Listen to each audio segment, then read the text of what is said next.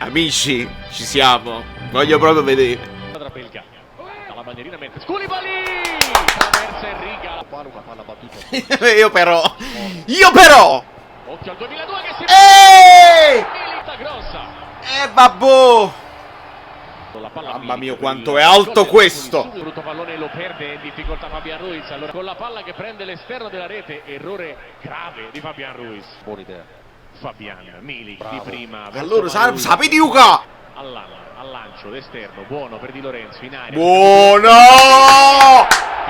E Allan, è tutto lui. Lui è il fulcro dell'equilibrio della squadra, non c'è niente da fare. E Ancelotti ieri in conferenza che dice: il paradosso è che quando gioca Allan giochiamo meglio, c'è più qualità. Ma non è un paradosso, è una cosa proprio logica. Ti dà quell'equilibrio in copertura, copre le linee di passaggio. Bello! Non lo so, non sono abituato ad avere questi rigori perché l'ha toccata, poi dopo la travolta. Diciamo che basta l'intenzione del fallo. Tra l'altro Allan sta facendo il play. Uva proprio Arek per la tripletta. Sì! E il pallone a casa. Sì! Dicevo che Allan sta facendo il play.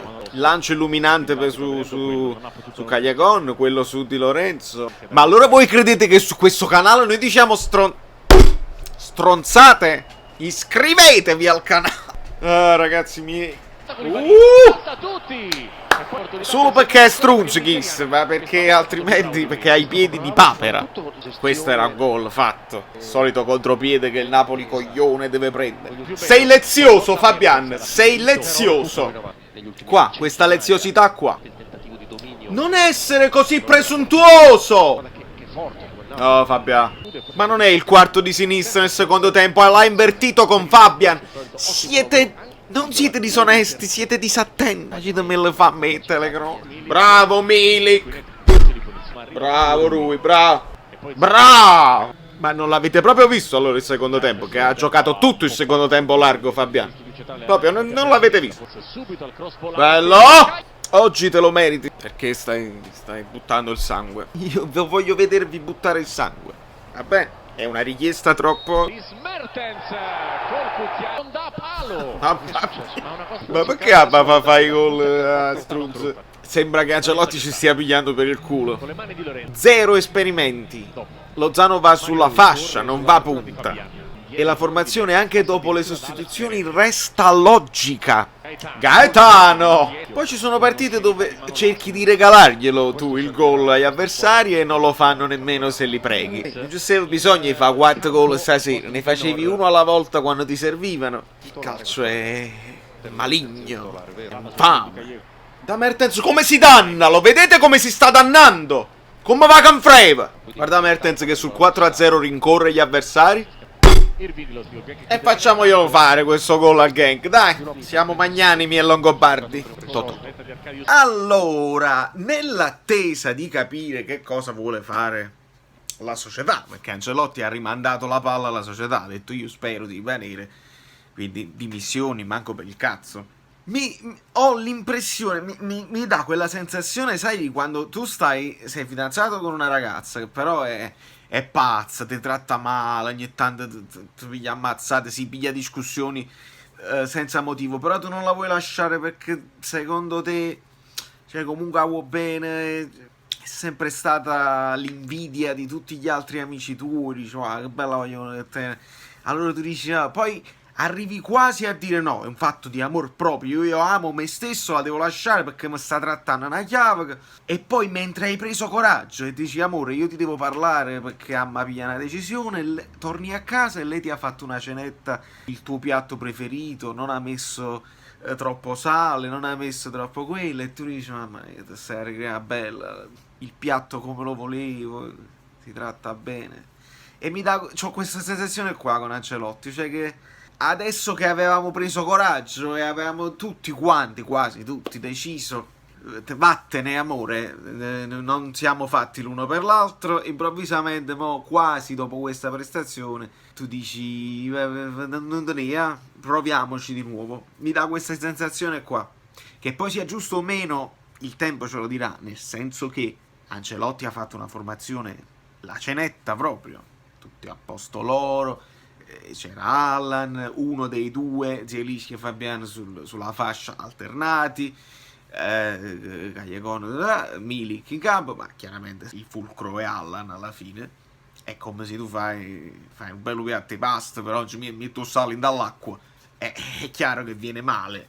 Di conseguenza potrebbe essere un'illusione, capite quello che dico? Nel senso che poi andiamo a Parma, che è lo stesso video che ho fatto dopo il Liverpool, io voglio vedere col Bologna, dissi, e adesso io voglio vedere con il Parma, perché andiamo a giocare con il Parma, Ancelotti mette punta, Insigne, Lozano e facci passare la fine dei track, perché deve essere logico fino in fondo. Adesso ce l'ha Milik un'altra partita consecutiva da fare, perché ci serve come il pane a tavola, ritorniamo con la metafora della tavola. Allan la può fare una partita, perché non sono sostituibili, sono i due che in questo momento ci serve. Se non c'è Milik deve giocare almeno Llorente, non hanno le stesse caratteristiche, ma almeno come idea di alternanza dei due grandi, perché non credo che il Parma ti darà profondità per far giocare i due piccoli, non credo. Ma comunque il fulcro, quello che fa più male, è vedere Mertens che si danna l'anima, la voglia, capito? Più velocità.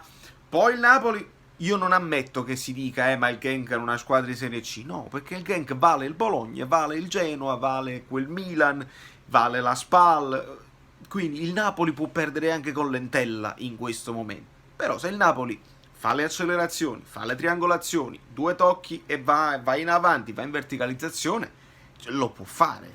Può battere il Genk, può battere chiunque, può battere tranquillamente chiunque. Allora voi me lo dovete dimostrare però sempre.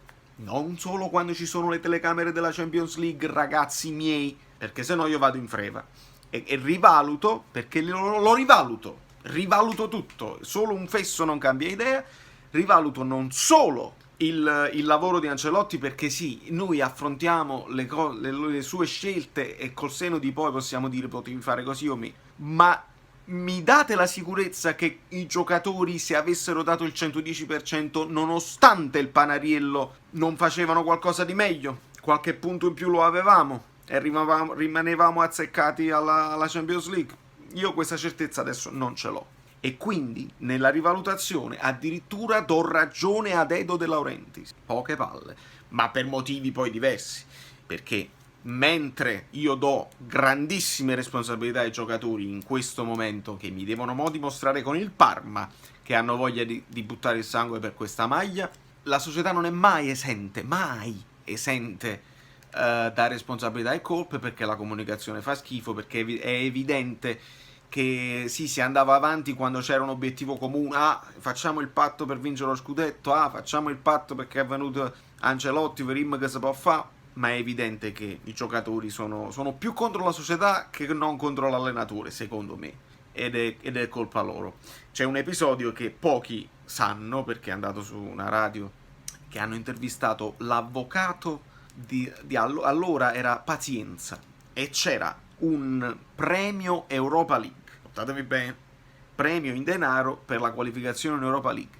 Il Napoli quell'anno si qualificò per la Champions League, il Napoli non voleva dare il premio per la qualificazione Champions League perché no, ma noi il premio era per l'Europa League. Allora, poi non lo so, credo che la causa l'abbia persa, credo che ovviamente l'hanno dovuto dare, ma vi fa capire la mentalità di questi accattoni, perché sono accattoni. Uno che si comporta così, che ti dà il premio per l'Europa League, poi tu arrivi in Champions e non ti vorrò il premio, sono accattoni. Quindi società mai esente da colpe, però che i giocatori si prendessero le loro responsabilità, perché io li ho visti camminare. Mo' al di là della famosa azione di Mario Rui che si guarda così, vabbè, era un recupero, stavate stanchi come vuoi tu, ma resta il primo tempo. Quindi se non vogliamo analizzare il frame in particolare, resta il primo tempo vergognoso, resta la mollezza, la prevedibilità e la lentezza di una squadra che si vede che non c'ha voglia di buttare il sangue, il cuore oltre all'ostacolo.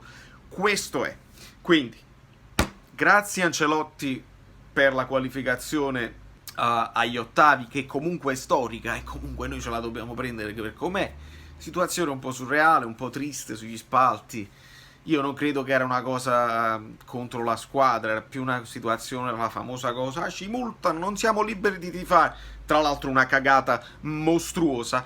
Se rispettate un pochino le regole, se ci sono dei posti numerati, rispettate i posti e siete liberi di tifare tranquillamente. Non è detto che dovete per forza fare i Zulu e ognuno no, faccio che la catichi, perché poi lo so com'è.